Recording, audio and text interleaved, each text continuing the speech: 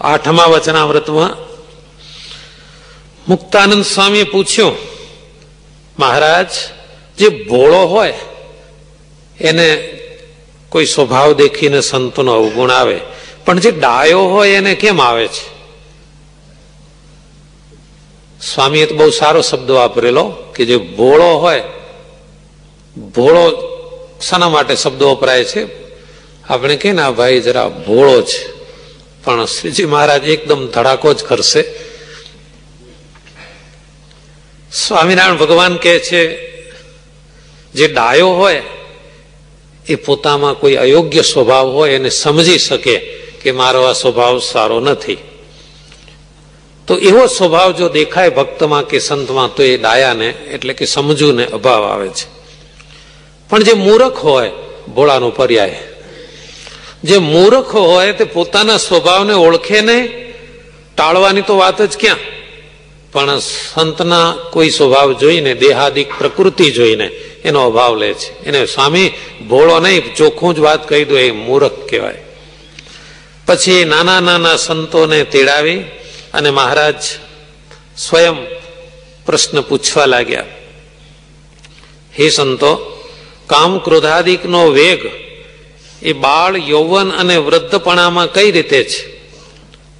શ્રીજી મહારાજે કહ્યું કે આ બધા વેગ યૌવન અવસ્થામાં વિશેષ હોય છે, કારણ કે બાળપણું તો નિર્દોષ છે, વૃદ્ધત્વ એ થાકેલી અવસ્થા છે, પણ યૌવન છે, જુવાન અવસ્થા, એમાં એક તો આહાર વધારે, વિચાર વધારે, કુસંગ પણ વધારે, તો જુવાન અવસ્થામાં કામ ક્રોધાદિકના વેગ વધી જાય છે.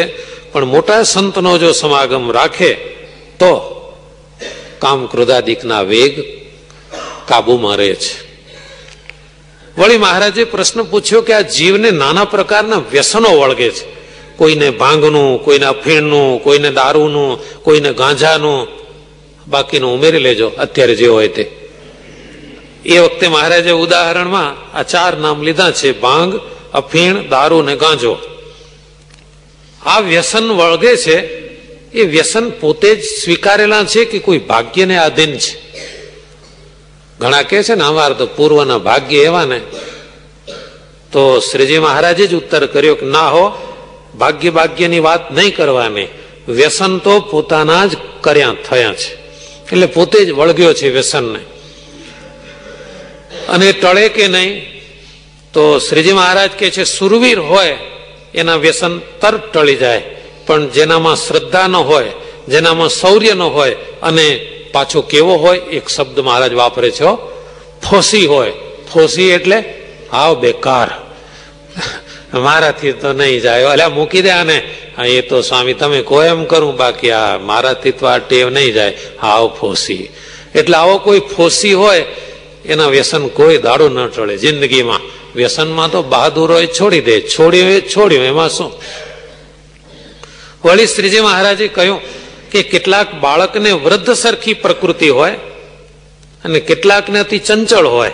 એ પ્રકૃતિ એના જીવમાં જ હોય કે સંગથી આવે છે? શ્રીજી મહારાજ કહે છે પ્રકૃતિ બંધાય છે ઘણી વાર તો સોબતથી, પણ કેટલાકને પૂર્વ કર્માનુસારે હોય છે. વળી કપિલેશ્વરાનંદ સ્વામીએ પૂછ્યું કે મહારાજ, પૂર્વનો સ્વભાવ કેમ જાણવો અને અત્યારનો સ્વભાવ કેમ જાણવો? મહારાજ કે અત્યારનો સ્વભાવ હોય એ તરત મટી જાય, પૂર્વનો સ્વભાવ હોય એને મટતા વાર લાગે. દાખલા તરીકે દિવાલ ઉપર ઘાસના 3 ઉગ્યા હોય, ચોમાસામાં દિવાલ ઉપર ઘાસ ઉગ્યું હોય, એ વરસાદ બંધ થાય એટલે એની જાતે સુકાઈ જાય. પરંતુ ધરોના છોડ કે બોરડીના ઝાડ હોય, એને ગમે એટલું કાપો તોય ફૂટે, એને તો કોદાળી લઈને મૂળમાંથી ખોદી નાખો તો જ જાય. એમ આ જન્મનો સ્વભાવ હોય એ થોડાક પ્રયત્નથી મટી જાય. પૂર્વ જન્મનો સ્વભાવ એને મટાડવા માટે બહુ જ પ્રયત્ન કરવા પડે. પછી શ્રીજી મહારાજે 10 ઇન્દ્રિયોની ચંચળતા ટાળવાના ઉપાય બતાવ્યા.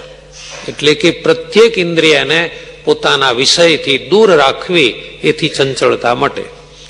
પણ છેલ્લે મહારાજે એમ કહ્યું કે જે જીવવાને જીતે, જીતમ સર્વમ જીતે રસે, જે જીભને જીતે એની 10 ઇન્દ્રિયો જીતાય છે. વળી મહારાજે પૂછ્યું કે જે માણસ વાસનિક હોય કેમ ઓળખાય? શ્રીજી મહારાજ કે છે એની ચંચળતાથી જ ઓળખાય છે.